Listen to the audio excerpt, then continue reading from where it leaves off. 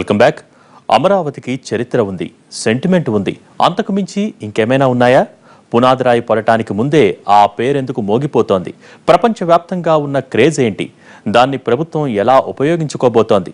ప్రజలకు ఏ రూపంలో లాభం చేకూరబోతోంది?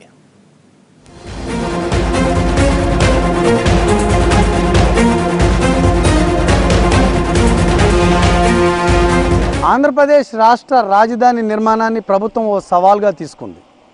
రాష్ట్రానికి రాజధాని నిర్మించుకునే పరిస్థితిని ఒక గొప్ప అవకాశంగా మలుచుకునే ప్రయత్నం చేస్తోంది. అంతర్జాతీయ స్థాయిలో అన్ని దేశాలు ఇటువైపు చూసే విధంగా రివర్ ఫ్రంట్ రాజధానికి అంకురార్పణ చేస్తోంది.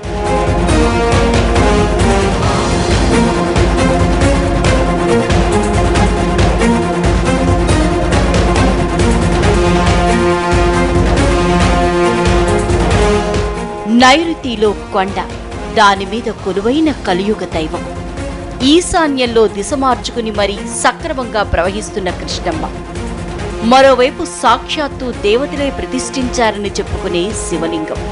ఇలా ఆధ్యాత్మిక ఆహ్లాదకర వాతావరణాన్ని పెంచడానికి అన్ని విధాలా సానుకూలతలు ఉన్న ప్రాంతాన్ని రాజధానిగా ఎంపిక చేయటంతోనే ప్రభుత్వం సగం విజయం సాధించింది. పేరు, ప్రాంతం ఉన్న తీరు అన్ని అనుకూలతలుగా మారాయి.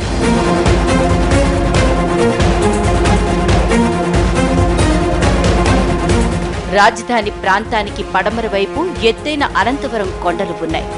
ఆ కొండల మీద వెంకటేశ్వర స్వామి ఆలయం ఉంది. ఈ ఆలయం కూడా చాలా పురాతనమైనదని చెబుతారు. ఇక అత్యంత పవిత్రంగా భావించే ఉత్తరవాహిని ఉండనే ఉంది. వైకుంఠపురం గ్రామం వద్ద ఉత్తర దిక్కుకు తన ప్రవాహాన్ని మార్చుకుంది కృష్ణానది. దీంతో ఈ ప్రాంతానికున్న పవిత్రత, ప్రాధాన్యత పెరిగాయంటున్నారు పండితులు. ఈ యొక్క అవరారామ క్షేత్రంలో కృష్ణానది ఉత్తరవాహినిగా ప్రవహిస్తూ ఉన్నది. వృద్ధిందయ అంటే ఈ ఉత్తరవాహినిగా కృష్ణానది ప్రవహించడం వల్ల పంటలు కానీ పశు సమృద్ధి కానీ చాలా ఎక్కువగా లభిస్తాయని చెప్పి పూర్వకాలంలో మునీంద్రులంతా చెప్పారన్నమాట. ఈ ఉత్తరవాహిని క్షేత్రంలో కూర్చొని ఎవరైనా సరే తపస్సు చేసినట్టే వారికి కోరికలుగా సిద్ధిస్తాయని చెప్పి మనకి పురాణాలని చెప్తూ ఉన్నాయన్నమాట. పంచారామాల్లో మొట్టమొదటిదైన అమరేశ్వర ఆలయం ఇక్కడే ఉంది. ఈ గుళ్ళోని శివలింగం ఎంతో మహిమాన్వితమైనదని నమ్ముతారు భక్తులు. అన్నింటికీ మించి స్వయంగా దేవతల చక్రవర్తి ఇంద్రుడే ఈ శివలింగాన్ని ప్రతిష్ఠించాడని, ఆయన రాజధాని అమరావతి గనక ఆ పేరే ఇక్కడ కూడా వచ్చిందనేది స్థల పురాణం. కృష్ణానది తీరాన వెలిసిన ఈ క్షేత్రం అంటే భక్తులకు సెంటిమెంట్ చాలా ఎక్కువ. ఈ యొక్క రాజధానికి అమరావతి అని పేరు పెట్టడానికి గల కారణం ఏందయ్యా అంటే ఈ క్షేత్రంలో ఇంద్రుడు ప్రతిష్ఠ చేశాను కనుక దీనికి అమరారావము. ఈ బౌద్ధులు, చోళులు, రాజులు, రాజా రాసిరెడ్డి వారి కాలంలో కూడా ఈ యొక్క అమరారావ క్షేత్రంలో వారంతా రాజులంతా పరిపాలించారు కనుక ఈ క్షేత్రానికి ఈ పేరు ఉంది కనుక ఈ యొక్క రాజధానికి కూడా ఆ పేరు పెట్టారనమాట. ఈ పేరు పెట్టడం వల్ల ఈ యొక్క రాజ్యం అంతా, ఈ యొక్క ఆంధ్ర రాష్ట్రం అంతా కూడా సస్యశ్యామలుగా పాడి పంటలతో దినదిన ప్రవృద్ధమవుతూ సస్యశ్యామలుగా ఉంటుందని అమరేశ్వర స్వామి అనుగ్రహం వల్ల ప్రజలంతా సుఖంగా జీవిస్తారని కోరుతూ ఉన్నారన్నమాట. ఇక తూళ్లూరులోని శివలింగాన్ని స్వయంగా పరశురాముడే ప్రతిష్ఠించాడని చెప్తారు స్థానికులు. పూర్వీకుల నుంచి ఇది ప్రచారంలో ఉంది. రాయపూడిలోని వేణుగోపాలస్వామి ఆలయాన్ని రాజా వాసిరెడ్డి వెంకటాద్రి నాయుడు నిర్మించారు. క్రీస్తు పూర్వం 221 కాలంలో శాతవాహనులలో ప్రముఖుడైన గౌతమీపుత్ర శతకర్ణి ధాన్య కటకటకాన్ని రాజధానిగా చేసుకుని పరిపాలించాడు. అదే నేటి ధరణికోట గ్రామం అమరావతిని ఆనుకుని ఉంటుంది. క్రీస్తు పూర్వం 563 నుంచి 483 మధ్యకాలంలో బౌద్ధమత ప్రచారం కోసం గౌతమ బుద్ధుడు ఈ ప్రాంతానికి వచ్చాడు. అందుకే బౌద్ధులకు ఇది అత్యంత పవిత్రమైంది. అందుకు అనుగుణంగానే 2006లో ఇక్కడ కాలచక్ర మహాసభలు జరిగాయి. ఆధ్యాత్మిక గురువు దలైలామా వచ్చి స్వయంగా కార్యక్రమాలు నిర్వహించారు. ఆ టైంలోనే బౌద్ధం ఎక్కువగా ఉన్న ప్రపంచం దేశాలకు అమరావతి పరిచయమైంది. కాలచక్ర మహాసభలోనే ఇక్కడ భారీ బుద్ధ విగ్రహం నిర్మాణానికి నిర్ణయం తీసుకున్నారు.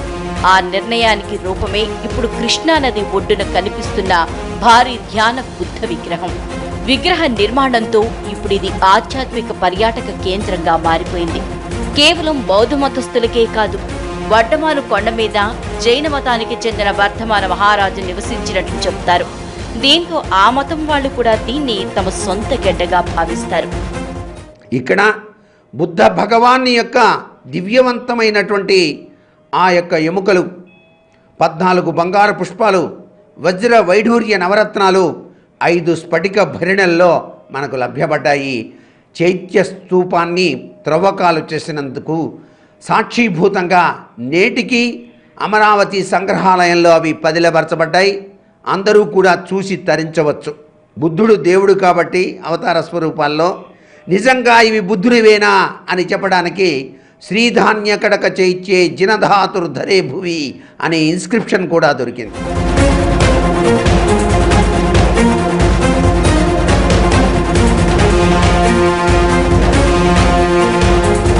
క్రీస్తు శకం 1000 నుంచి 1323 మధ్యకాలంలో కాకతీయులు ఈ ప్రాంతాన్ని పాలించారు.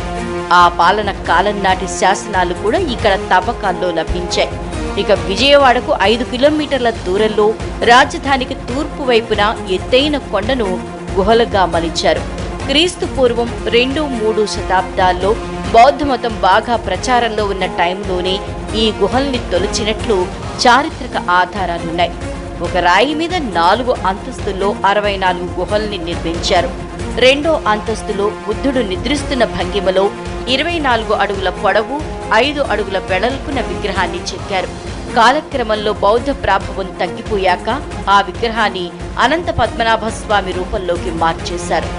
ఇందులోని నిర్మాణ శైలిని బట్టి చాళుక్యుల కాలం నాటిదిగా అంచనా వేస్తున్నారు. ఇక్కడి నుంచి ఒక సొరంగం మంగళగిరి పానకాల స్వామి ఆలయం వరకు ఉన్నట్లు 9 కిలోమీటర్ల పొడవున ఉంది.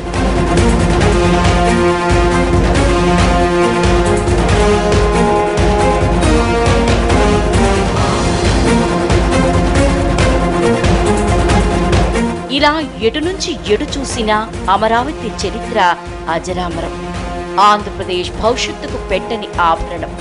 జపాన్, సింగపూర్, చైనా వంటి దేశాల నుంచి పెట్టుబడులు రాబట్టడంలో అమరావతి పేరు బాగా ఉపయోగపడుతుందన్నది ప్రభుత్వంలోని కొంతమంది వాదన. జపాన్, సింగపూర్ అయితే ఇప్పటికే కీలక పాత్ర పోషిస్తున్నాయి. వ్యాపార పరంగా బాగా స్థిరపడ్డ జైనులను కూడా ఈ ప్రాంతం ఆకట్టుకుంటుందని నమ్ముతోంది ప్రభుత్వం.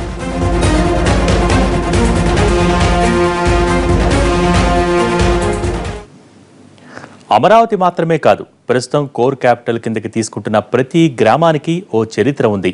ఒక్కో ఊరి పేరు వెనుక ఒక్కో కథ ఉంది. ఎందరో మహామహులు నడయాడిన నేలగా చాలా ప్రత్యేకతలు ఉన్నాయి.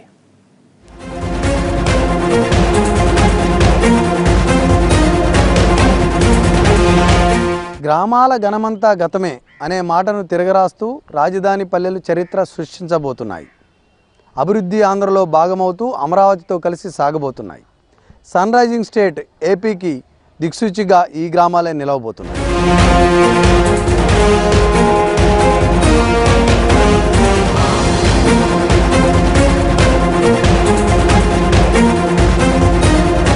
రాయపూడి రహస్యం ఏంటి?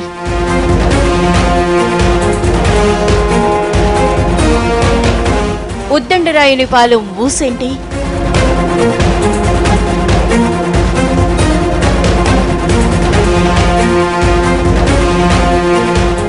ఉండవల్లి గుహల సంగతేంటి? 29 ఊళ్ళు. దేని ప్రత్యేకత దానిదే. ఒకదాన్ని మించింది మరొకటి. రాజధాని మొదటి దశలో కోర్ క్యాపిటల్ కోసం తీసుకున్న గ్రామాలకు చారిత్రక ప్రాధాన్యం చాలానే ఉంది.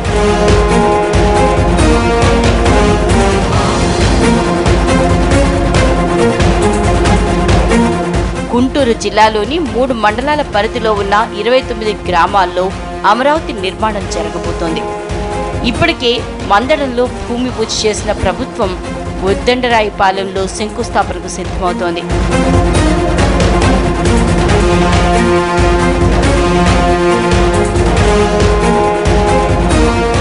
ల్యాండ్ పూలింగ్ లో కీలకంగా ఉన్న తూళ్లూరునే తీసుకుంటే చాలా పెద్ద చరిత్రే ఉంది.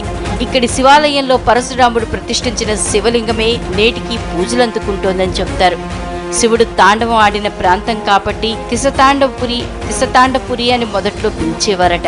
తర్వాత 1509 నుంచి 1529 మధ్యకాలంలో శ్రీకృష్ణ దేవరాయలు ఈ గ్రామంలో కొద్ది రోజులు ఉన్నాడట.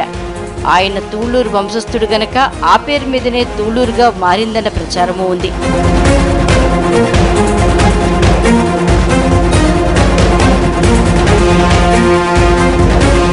కృష్ణా కృష్ణానదిని దాటి కొండవీడు కోటను జయించే సమయంలో నదీ ప్రవాహం కారణంగా దేవరాయలు అక్కడే ఆగిపోయారట. ఆయన పేరు మీదే రాయుపుడి ఏర్పడింది. బౌద్ధులకు ముఖ్యమైన ధరణి కటకం, ధాన్య కటకం నుంచి పరిణామ క్రమంలో ధరణికోట పేరు స్థిరపడిపోయింది. క్రీస్తుకు పూర్వే జైనుల టైంలో 24వ మహారాజు వర్ధమాన మహారాజు ఈ వడ్డమాన్ అనే కొండ మీద ఉన్నాడు. అందువల్లే వర్ధమానుడు నివసించిన కొండ కాబట్టి వడ్డమానుగా రూపాంతరం చెంది జైనుదేవులు ఈ ప్రాంతంలో పరిపాలించారు. జైనుల తర్వాత ఈ ప్రాంతంలో గౌతమ బుద్ధుడు కూడా కొంతకాలం ఈ ప్రాంతంలో నడియాడు. తర్వాత శాతవాహనులు క్రీస్తు శకంలో శాతవాహనులు ఈ ప్రాంతంలో అంటే క్రీస్తు పూర్వం నుంచి క్రీస్తు శకం దాకా, క్రీస్తు పూర్వంలో కూడా శాతవాహనులు ఉన్నారు. క్రీస్తు శకంలో 256 దాకా, క్రీస్తు శకం 256 దాకా కూడా ఈ ప్రాంతాన్ని పరిపాలించారు. మొత్తం 450 సంవత్సరాల పైగా ఈ శాతవాహనులు ఈ ప్రాంతంలో పరిపాలించడం జరిగింది. ధరణికోటను రాజధానిగా చేసుకుని ఈ ప్రాంతంలో పరిపాలించారు. జైన మత ప్రచారంలో భాగంగా వర్ధమాన మహారాజు కొంతకాలం ఉన్న కారణంగా ఆయన పేరు మీద వర్ధమాను, కాలక్రమంలో అది వడ్లమానుగా మారిందంటారు.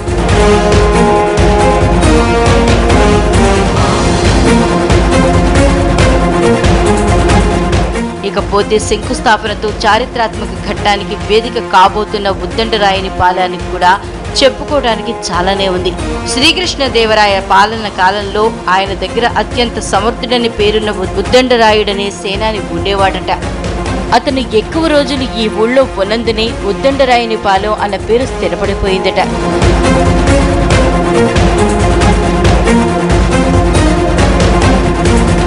ఇలా చెప్పుకుంటూ పోతే కోర్ క్యాపిటల్లో ఊరుకో చరిత్ర ఉంది.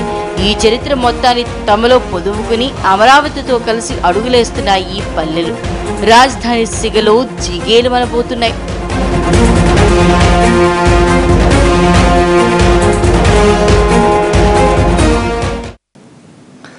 ఒక్క లాఠీ విరగలేదు, ఒక్క బుల్లెట్ పేలలేదు, చుక్క రక్తం చిందలేదు. అయినా 33,000 ఎకరాల భూమి రాజధాని కోసం సమకూరింది. గతానికి భిన్నంగా ఏపీ ప్రభుత్వం ఏం చేసింది? బౌద్ధానికి రాజధాని భూ సమీకరణకు ఉన్న లింక్ ఏంటో రేపటి ఎపిసోడ్లో తెలుసుకుందాం. ఇది వాటి స్పెషల్ ఫోకస్.